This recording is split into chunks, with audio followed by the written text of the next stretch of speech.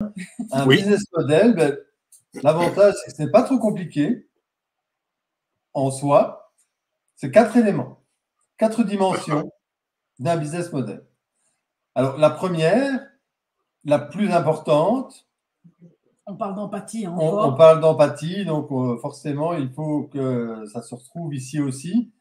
Tout à fait. C'est No empathy, no company. Vous avez entendu les jeunes, hein? No empathy, no company. En haut, exactement. à droite là-bas, là. Il y a le tampon là. Et donc, l'empathie, pour rappel, donc, c'est de savoir se mettre dans la peau de quelqu'un d'autre pour voir de ses yeux, entendre de ses oreilles ce qu'il ressent, quelles sont ses difficultés et de là pouvoir l'aider. Dans Business Model, il y a business. Alors, on vous l'a répété souvent l'année passée, un business, c'est avant tout apporter une solution à un problème que quelqu'un a. Et donc, la base ici du business model, c'est toujours ce quelqu'un. Ce quelqu'un, c'est la personne à qui vous délivrez de la valeur, votre client, votre utilisateur, qui a un problème ou un besoin que vous résolvez ou comblez. C'est donc la première dimension. Et donc, ça, c'est la première dimension, celle que vous devez absolument maîtriser. Rappelez-vous, si vous voulez vendre à tout le monde, vous risquez de ne vendre à personne. Sauf si vous avez des fonds sans fonds. Si vous avez des millions de dollars, vous pouvez vous lancer dans la grande croisade de je veux vendre à tout le monde. Si vous n'avez pas des millions de dollars, alors il faut choisir précisément à qui vous voulez vendre. Et donc ça, première dimension du business model. Une fois que cette dimension est là, il fait plus de suspense que moi, hein, tu as remarqué? Ah, on ne t'entend pas. Oui, je t'ai dit, Tanti, déjà, j'étais content de voir le petit point là. Je me demandais, en fait, vous allez commencer par quel côté? Et puis, je vois que vous avez mis centré. Est-ce que ça veut dire que vous centrez sur l'individu, sur le client? Exactement. Et donc, d'accord. Mais tonton, il faut continuer. Il faut envoyer. Oui, je sais que le suspense est insoutenable. Hein, mais je te dis, on a les pop-corn là, on a caché seulement pour respecter les gens. On va lever un coin du rideau. Alors, une fois que vous savez qui vous voulez servir, et évidemment le problème qu'il a, vu que vous le connaissez, vous pouvez alors apporter votre solution. Et donc, ça, c'est la valeur que vous allez apporter à votre client, soit votre offre de produits et services qui vont résoudre le problème de ce client. OK. Deuxième dimension. D'accord. Donc, qui nous amène maintenant et l'autre, c'est quoi? La troisième dimension. Ouais.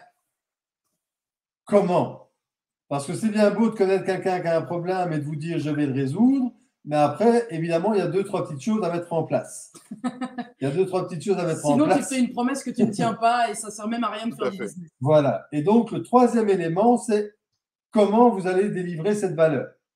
Et donc, c'est l'ensemble d'activités et de processus que vous allez mettre en œuvre pour que votre solution voit le jour et l'amener devant les yeux et dans les mains de votre client. OK. Ça, c'était la troisième dimension du business model. Alors là, il manque toujours un gros morceau. Oui, tonton, on a vu là-bas, c'est en bas, à gauche, à droite là-bas. Il faut nous dire, il faut envoyer. Tu ne devines pas? Qu'est-ce qui manque, Douglas? Est-ce que c'est l'innovation? Là, c'est les 4 dimensions d'un business model tout court. Parce que d'accord, donc ça c'est le business. Parce que moi j'ai vu qu'il y a business model et puis il y a innovation business model. Mais là, on en est au business model. Il faut maîtriser d'abord le business model. Alors il y a le qui, je sais à qui, je sais quoi, je sais comment. Et après c'est. Je sais pas où.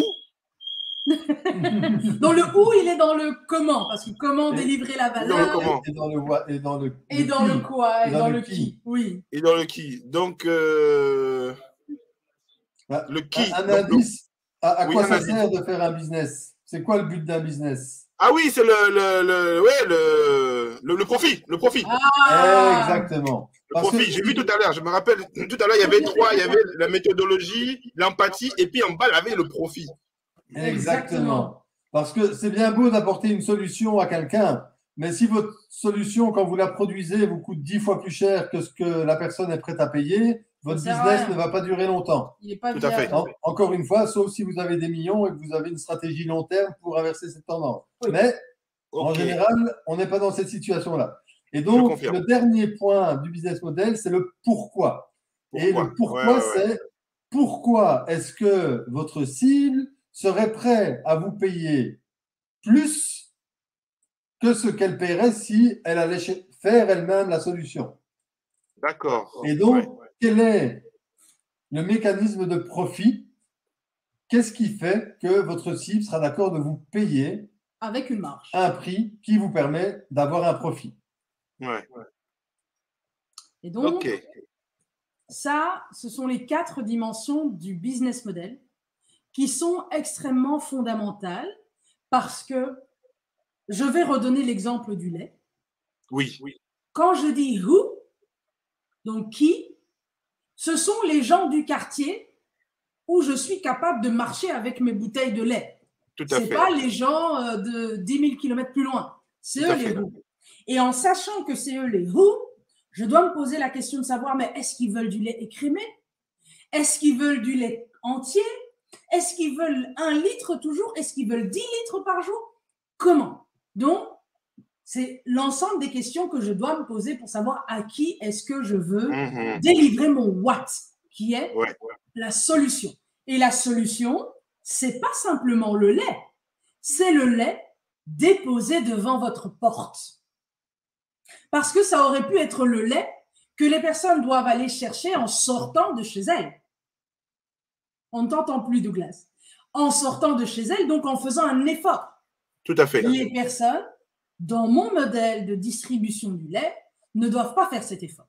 Mais une fois que je leur ai envoyé mes flyers avant de commencer mon business et que je leur ai dit « Ne faites aucun effort, je vous dépose le lait tous les matins », je dois me poser la question de savoir « How ?» Comment est-ce que je vais faire pour assurer chaque matin du lait? Tout Alors, à fait. le how peut être multiple. Soit j'ai moi-même les vaches et je sais traire, soit je ne fais pas ça avec des vaches, mais avec des chèvres, soit je fais ça avec du soja, soit encore, je fais ça en achetant moi-même du lait ailleurs. En tout cas, je dois pouvoir répondre à la question comment je vais faire pour produire le lait, non pas une fois, mais le produire avec la régularité nécessaire pour tenir mon what, ma promesse. La régularité nécessaire, la qualité nécessaire, la quantité nécessaire, c'est vraiment dans le how. Et on se rend compte souvent que les entrepreneurs qui commencent, là, ils sont tellement enthousiastes qu'ils font des grandes annonces. Hein. Ils ne se posent pas la question de savoir, mais comment? Le comment, c'est extrêmement important parce que le comment va déterminer non seulement la longévité du business et la constance avec laquelle on va délivrer sur notre promesse, mais en plus, le how va déterminer le coût. Et ça, c'est important.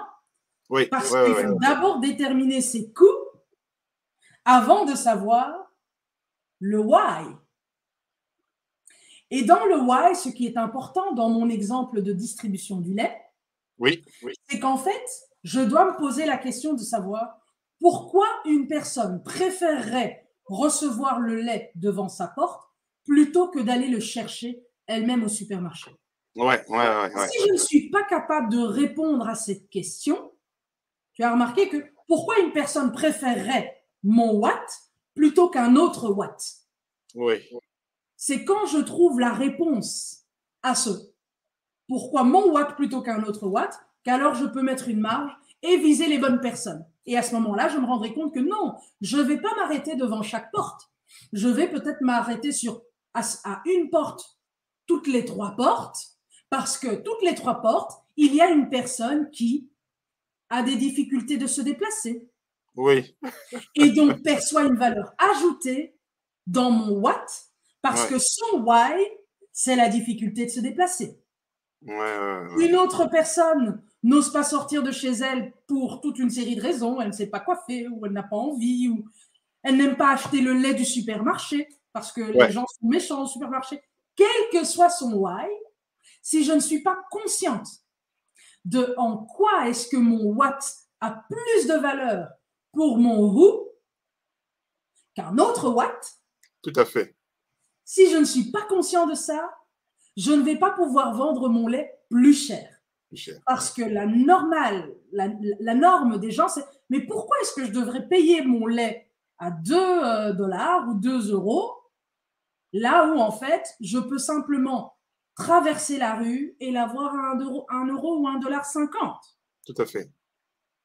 Et c'est dans ce genre de circonstances où la plupart des entrepreneurs ne se posent pas la question de savoir pour quelles raisons on paierait plus cher chez nous, qu'ils font deux choses. Soit ils décident de se mettre au même prix qu'au supermarché, mais alors là est un problème parce qu'ils n'arrivent pas à tenir les coûts, ils font faillite et ils disent que le supermarché est méchant.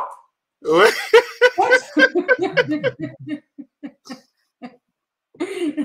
Soit ils essayent quand même de vendre aux mêmes personnes sans se poser la question de savoir si en fait, parce qu'ils n'ont pas énoncé tout haut, hein, parce que parfois le why, pardon, il est tellement ancré qu'on se dit c'est évident.